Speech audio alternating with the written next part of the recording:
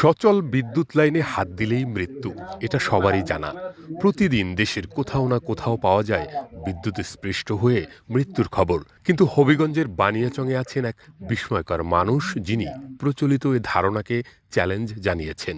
উচ্চ ভোল্টেজের বিদ্যুতের তারে দিব্যি ঝুলে থাকেন, শরীর দিয়ে বিদ্যুৎ প্রবাহিত করেন, এমনকি তার তাপে ডিম সিদ্ধ করেও খেয়ে দেখান।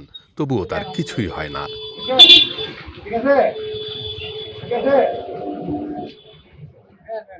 বিস্ময়কর এই বিদ্যুৎ মানবের নাম আয়নাল মিয়া।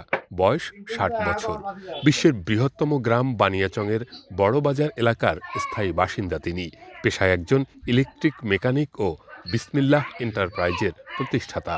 এলাকায় সবাই তাকে বিদ্যুৎ মানব নামে চেনেন। বাজারের এক কোণে বসে কাজ করেন আয়নাল। দেখতে চাইলে ২৪০ ভোল্টের সচল তার ২ হাত দিয়ে ধরলেন। পাশে দাঁড়ানো মানুষজন বিস্ময়ে তাকিয়ে রইলেন। এরপর তিনি বিদ্যুতের তারে শরীর দিয়ে প্রবাহিত বিদ্যুতের তাপে একটি ডিম সেদ্ধ করলেন। তারপর হাসি মুখে সেই ডিম খেয়ে দেখালেন সবার সামনে।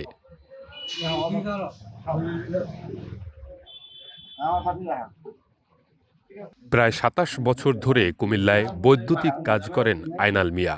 সচল বিদ্যুতের তার ধরলেও তার কিছু হয় না। টেস্টার বা প্লাস ছাড়াই খালি হাতে কাজ করেন।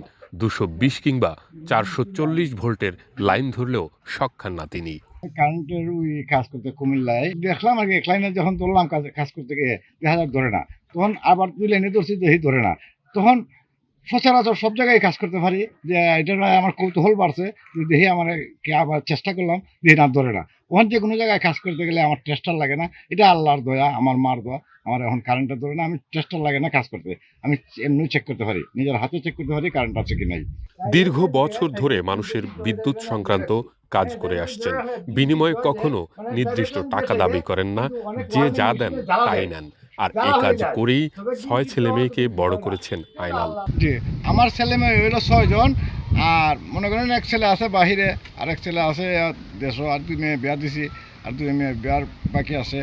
তবে এই পেটার কাজ করেই আমি অনেক মোটামুটি ভালো আছি বা কাজ করছি। তবে ওখান তো মোটামুটি যে কোনো লোকের কাজ করে দিলে পয়সা না দিলেও সমস্যা নাই, কারণ আল্লাহ রাখছে আমার মোটামুটি ভালো সুখে রাখছে। এক্সট্রিম মশার কয়েল প্ল্যান্ট ফাইবার দিয়ে তৈরি, ডেঙ্গু চিকুনগুনিয়া বাহি সহ যে কোনো মশার বিরুদ্ধে দেয় এক্সট্রিম সুরক্ষা। শুধু বিদ্যুতের খেলা নয়, অন্যের জীবন রক্ষার জন্য বরাবরই এগিয়ে যান এই আয়নাল মিয়া।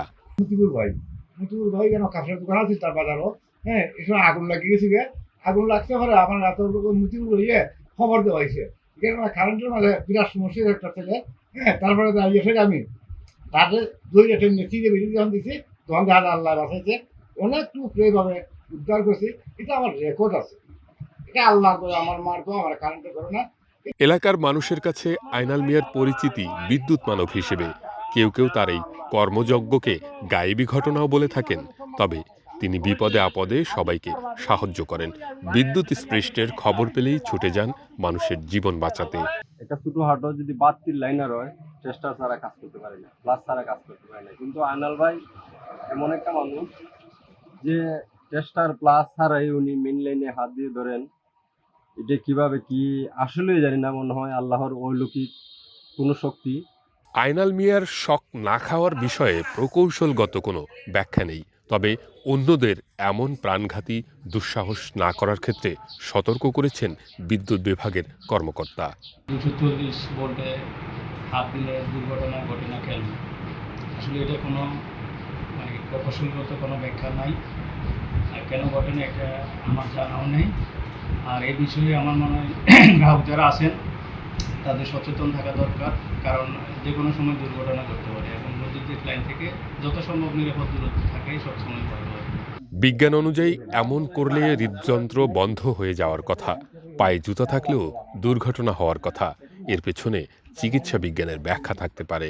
এটা তো স্যার চিকিৎসা বিজ্ঞানের যারা আছে এরা সঠিক আনসার দিতে পারবো। আমাদের রুলসে তো যদি বিদ্যুৎ প্রবাহিত হয় তাহলে তো তার ভিতর দিয়ে তার হিট জেনারেট হবে, ইলেকট্রন হিট জেনারেট হয়ে তার তো পুড়ে যাওয়ার কথা অংশ, অথবা হৃৎপিণ্ডের ভিতর দিয়ে প্রবাহিত হলে তার তো মৃত্যু হওয়ার কথা। জুতা থাকলেও সমস্যা হবে যদি 2 তার ধরে।